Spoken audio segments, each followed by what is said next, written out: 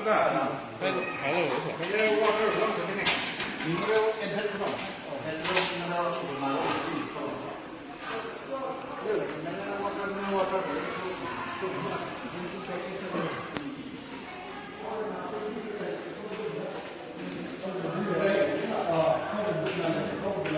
시에到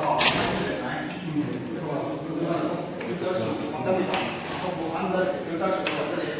我把它里面一些丢到这里，放不这里，放不这拿路不开，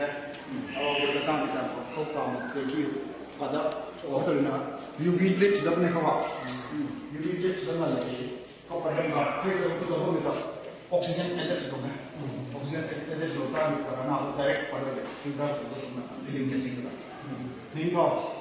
start to เราฟุล 아니 그 누나는 여기 가야 그 형들 homsen 가야 อ๋อให้คนชมเลยฟีลิ่งเราได้ 내 무슨 거야 아니มันขนาดนั้นใช่ไหม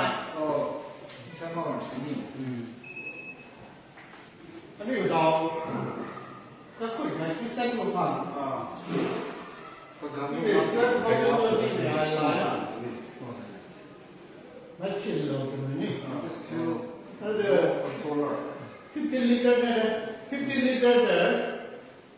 30 ลิตรดูดินะเขาบอกให้ทำดูอะไรอย่างนี้땡기가 얼마 되는지 로버들 사건 아니 무슨 거야 그래서 해동범 우리가 또 아유 계속 좋아해서 당기네 이거 수단 해서 아니 몇개 됐나 또 우리가 이거는 거야